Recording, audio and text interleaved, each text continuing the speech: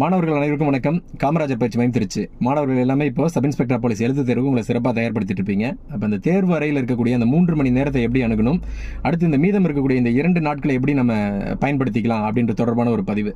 அதான் நீங்கள் எழுத போகிற தேர்வு 140 வினாக்கள் கொண்ட தேர்வு, 70 மதிப்பெண்களுக்கான தேர்வு. பொதுறிவு பிரிவிலிருந்து 80 வினாக்கள், உளவியல் பிரிவிலிருந்து 60 வினாக்கள் இருக்கும்னு சொல்லிட்டாங்க. ஆனால் இந்த முறை 2022-23 ஆண்டை போலவே வினாக்கள் இருக்கும் அப்படின்னு எதிர்பார்க்க வேண்டாம். ஏன்னா சென்ற முறை இயற்பியல் பிரிவிலிருந்து 10 வினாத்தால், வேதியியல் பிரிவிலிருந்து 5 வினாத்தால் கேட்போம் அப்படின்னு தெளிவாக சொல்லியிருந்தாங்க. ஆனால் இந்த முறை அப்படி இல்லை. அறிவியலுக்குரிய சிலபஸ் மட்டும் தான் கொடுத்துருக்காங்க. அதனால இந்த முறை அறிவியல் பிரிவிலிருந்து ஒரு 35 40 வினாக்கள் வருவதற்கான சாத்தியக்கூறுகள் அதிகமாக இருக்கு.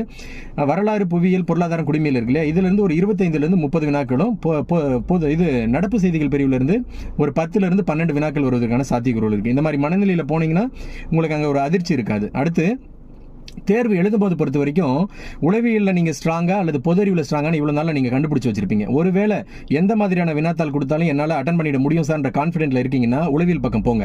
அப்படி இல்லாமல் உளவியல் ஈஸியாக இருக்குமா அப்படின்னு போய் செக் பண்ணி பார்க்கலான்னு போனீங்கன்னா அது நல்லது கிடையாது. காரணம் என்னன்னா, நீங்கள் உளவியல் போயிட்டு பார்த்து கடினமான வினாக்கள் இருந்துச்சுன்னா அதுவே உங்களுக்கு ஒரு பெரிய மனசோர்வு ஏற்படுத்திடும்.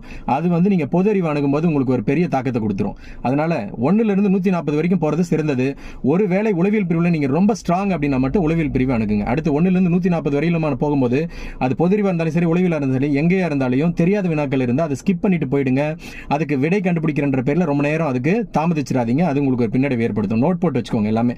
அடுத்து 1 to 140 வினாக்கள் எடுக்கும் போது கேள்வி எடுத்து ரொம்ப நேரம் படிச்சு பார்த்துட்டு இருக்காதீங்க.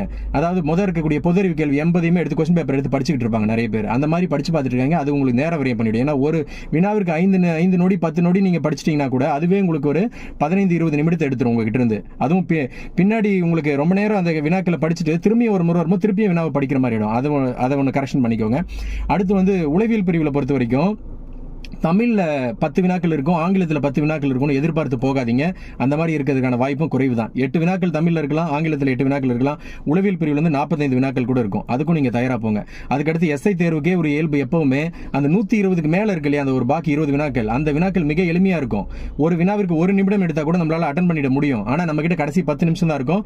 ஒரு அவசரத்தில் நம்ம ஒரு பதட்டத்தில் அந்த கேள்வியெல்லாம் சரியாக அட்டன் பண்ண முடியாமல் ஸ்கிப் பண்ணிட்டு எல்லா கேள்வியும் விட்டுட்டு வர மாதிரி ஆகிடும். அந்த நிலையை தவிர்த்துக்கணும்னா முன்னாடியே நீங்கள் நேரத்தை மிகைப்படுத்தி வச்சுக்கணும். கரெக்டாக உங்ககிட்ட சேர்த்து வச்சுக்கிட்டீங்கன்னா அந்த மாதிரி வினாக்களை நீங்க சிறப்பாக அணுகலாம். மற்றபடி பாக்கி இருக்கக்கூடிய இந்த 2 நாட்களை நல்லா தூங்குங்க. நல்லா ஆழ்ந்து படிச்சிருப்பீங்க. இதுக்கு மேல புதுசா படிக்கிறதுக்கு எதுவும் இல்லை. நல்லா தூங்குங்க. இரவு நேரத்தில் குறிப்பா நல்லா தூங்கிடுங்க. நீங்க நல்லா தூங்கி உங்களை நல்லா ரெஃப்ரெஷ்மெண்ட் பண்ணிக்கிட்டீங்கன்னா அந்த புத்துணர்ச்சி உங்களை எக்ஸாம் ஹாலில் உங்களை ஒரு தெளிவான ஒரு மனநிலையோட தேர்வு அணுகிறதுக்கு உங்களுக்கு கை கொடுக்கும். அதுதான் சால சிறந்தது. மாணவர்கள் அனைவரும் உங்களின் எழுத்து தேர்வில் சிறப்பாக செயல்பட்டு பணிதி பெற காமராஜர் பயிற்சி மையத்தின் மிகச்சிறந்த